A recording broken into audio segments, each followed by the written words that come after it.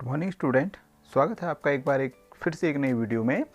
और आज हम पढ़ रहे हैं कक्षा 11 में एनसीईआरटी की हिंदी विषय में जो किताब है आरोह, उसमें वे आँखें वाली जो कविता सुमित्रा नंदन पंत जी के द्वारा लिखी गई है, उसके पार्ट 2 को, उसका पहला जो भाग है, भाग 1 जो है वो हम उससे पहले वाली वीडियो में कवर कर चुके हैं।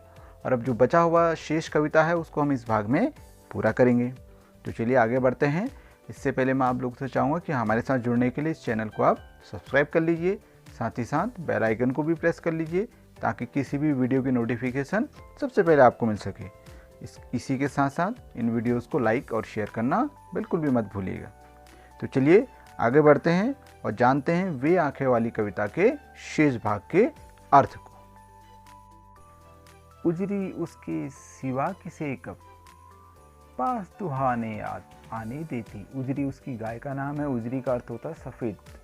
सफ़ेद रंग की जो उसकी गाय थी वह उसके सिवा किसी का मतलब किसी और को पास दुहाने अर्थात दूध निकालने के लिए आने नहीं देती थी। तो उसकी जो गाय थी उससे अत्यधिक प्रेम करती थी। आह आँखों में नाचा करती उजड़ गई जो सुख की खेती। सुख की खेती मतलब जो उसका एक सुख का संसार था, जहाँ उसके अपने बच्चे थे, खेती थी, गाय थी, और वो बड़े सुख से जीवन को बिता रहा था। और धीरे धीरे उसका यह जो सुख वाला संसार है वो धीरे धीरे क्या हो गया, उजड़ गया। और ये सारी घटनाएं आज उसकी आंखों के सामने क्या है, नाच रही हैं, अर्थात उसको ये सारी बातें याद आ रही हैं। फिर आगे क्या देखो, बिना दवा दर्पण के घरने। दवा दर्पण का अर्थ है दवा, उपचार इत्यादि। बिना दवा के, बिना उपचार के जो उसकी घरनी मतलब उसकी घरवाली, उसकी गृहिणी थी, वह पत्नी जो थी उसकी स्वर्ग चली आंखें आती पर। स्वर्ग चली गई अर्थात उसकी मृत्यु हो गई, क्योंकि किसान के पास उसकी दवा उपचार के लिए धन नहीं था और इस वजह से उसकी पत्नी की भी मृत्यु हो गई। देख रेख के बिना दूध में ही बिटिया 2 दिन बाद गई। और जब उसकी माता की मृत्यु हो गई तो देख रेख करने वाला कोई नहीं मिला, और पत्नी की मृत्यु होने के बाद उसके जो दूध था उस पर आश्रित जो उसकी नन्ही सी बेटी थी वो भी दूध के कारण मर गई। दूध में ही मतलब नन्ही सी जो दूध पीने वाली बच्ची थी वह भी मर गई। तो इस प्रकार से उसकी जो सुख का जीवन था धीरे धीरे दुख में बदलते गया। आगे क्या है, घर में विधवा रही पतोहू। पतोहू मतलब होता है जो बहू होती है उसको क्या कहा जाता है, पतोहू। तो जो उसकी पुत्र वधू थी वह पतोहू जो थी, बहू जो थी, वह घर में विधवा के समान रही। लक्ष्मी थी यद्यपि पति घातिन। हालांकि वह लक्ष्मी के समान थी, उसके आने से जीवन में बहुत सुख और आनंद आया था, लेकिन पति घातिन, यद्यपि पति घातिन, वो कहता है कि क्या वह लक्ष्मी थी या फिर वह अपने पति की घातिन थी, अर्थात उसके आने पर उसके पति की मृत्यु हो गई, क्योंकि उसके पुत्रों को सूदखोरों ने पीट पीट कर मार डाला। तो किसान कहता है कि क्या वो जो बहू थी वह लक्ष्मी के समान थी या फिर अपने पति की घातिन थी। फिर आगे क्या कह रहे हैं, पकड़ मंगाया कोतवाल ने डूब कुएं में मरी एक दिन। और जब वो किसान जो था वो ऋण को चुकाने में सफल नहीं हो पाया तो जो कोतवाल था, जो थानेदार था, उसने एक बार उसको अपने थाने में बुलाया और उसके साथ कुछ ऐसा अभद्र व्यवहार किया जिस वजह से उसने क्या करा, कुएं में डूबकर अपनी जान दे दी और कुएं में डूबकर वह मर गई। तो इस प्रकार से किसान के जीवन के जो दुख वाली घटनाएं हैं उसके बारे में यहाँ पर सुमित्रा नंदन पंत बता रहे हैं। फिर आगे क्या कह रहे हैं, खैर पैर की जूती जोरू। कहते हैं कि हालांकि जो जोरू अर्थात जो पत्नी है, स्त्री जो है, वह पैर की जूती अर्थात उपेक्षित है, तिरस्कृत है, पैर के जूते के समान है, बदलते रहेंगे वाली बात है। नहीं सही एक दूसरी आती, अगर एक नहीं भी है तो दूसरी आ जाएगी। पर जवान लड़के की सुध कर सांप लौटते फटती छाती। लेकिन जब उसको अपने जवान लड़के के बारे में ध्यान आता है जिसके वो लाठियों से मार मार पीट पीट कर मार डाला, जब उसके बारे में सुध करता है, उसके बारे में सोचता है, तो उसके सांप लौटने लगते, अर्थात उसको बहुत बुरा लगता। सांप लौटना मतलब बहुत बुरा लगना, ये एक मुहावरा यहाँ पर प्रयोग किया गया है। फटती छाती, छाती फटना अर्थात अत्यधिक दुख होना, यहाँ पर भी मुहावरे का प्रयोग किया है। और पैर की जूती, ये भी मुहावरा है। तो इस प्रकार से कहते हैं कि पैर की जोरू जो होती है पैर की जूती के समान है, एक नहीं तो दूसरी आ जाएगी। पर जब जवान लड़के के बारे में उसको ध्यान आता है तो उसके सीने पे सांप लौटने लगते हैं, उसको बुरा लगता है। फटती छाती मतलब उसको अत्यधिक दुख होने लगता है।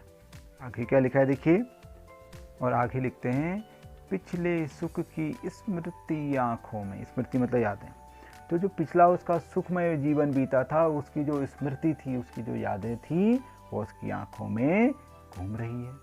क्षण भर एक चमक हेलाती, और जब वो पुरानी बातों को याद करता है तो एक क्षण के लिए ही सही उसके मन में, उसके आँखों के सामने क्या होता है, एक चमक सा आ जाता है, अर्थात वो थोड़ा प्रसन्न हो जाता है। जब वो पुरानी बातों को याद करता है, उस सुख वाले समय को याद करता है, तो उसकी आंखों में चमक सी आ जाती है। लेकिन तभी अगले क्षण क्या होता है, तुरंत शून्य में गड़बड़ चितवन। तभी उसके जो चितवन अर्थात जो दृष्टि थी, तुरंत किस में चली जाती है, शून्य में। अर्थात जब वो आसमान की ओर को देखता है तो अचानक उसका जो नेत्र थे वह क्या चले जाते हैं, दुख में डूब जाते हैं। तीखी नोक सतस बन जाती, और वो जो दुख का जो समय है, जो दुख की बातें हैं, घटनाएं हैं, वो उसकी आंखों में तीखी नोक, बहुत नुकीली सी चीज के समान, सदृश मतलब समान बन जाती है। तीखी नोक सदृश में उपमा अलंकार है, तो कहने का अर्थ है कि उसकी आंखों में वे जो दुख वाली घटनाएं हैं वह चुभने लगती हैं। थोड़ी ही देर के लिए उसकी आंखों में एक चमक आती है, प्रसन्नता आती है पुरानी बातें याद करके। लेकिन तभी वे घटनाएं याद आती हैं कि कैसे उसका जो सुखमय जीवन था वह दुख में बदला, तो वो घटनाएं उसकी आंखों में चुभने लगती हैं। इसलिए यहाँ पर तीखी नोक शब्द का प्रयोग किया गया है। तो इस प्रकार से सुमित्रा नंदन पंत की लिखी हुई ये कविता आपके समक्ष मैंने इसका अनुवाद बता दिया है। इस कविता में किसान की दुर्दशा के बारे में सुमित्रा नंदन पंत ने बताया है कि कैसे उसका सुखमय जो जीवन था वह धीरे धीरे दुख में बदल गया। उसके पास जो खेत थे उनसे बेदखल हो गया, उसका पुत्र जवानी में मारा गया लाठियों के द्वारा। इसके अलावा उसके बैल जो थे उसकी जोड़ी छीन ली गई, उसका घर बार बिक गया। इसके साथ साथ उसकी गाय जो थी, सुख का जो एक प्रतीक थी, वह भी उससे छीन ली गई। इसके साथ साथ कहते हैं कि उसकी पत्नी की मृत्यु हो गई क्योंकि उसके पास धन नहीं था, और पत्नी की मृत्यु होने के बाद उसकी दुधमही बिटिया जो थी उसकी भी मृत्यु हो गई। फिर बताते हैं कि पुत्र की मृत्यु होने के बाद जो उसकी पतोहू अर्थात बहू थी, उसको भी एक दिन कोतवाल ने अपने पास बुलाया, जिससे लोक लाज के कारण उसने डूबकर अपनी जान दे दी। तो इस प्रकार से कहता है कि जो पुराना सुख था उसकी जो स्मृतियाँ उसको उसकी आंखों में आती हैं, तो कई बार उसकी आंखें क्या हो जाती हैं, चमक जाती हैं, उसकी आंखों में प्रसन्नता आ जाती है।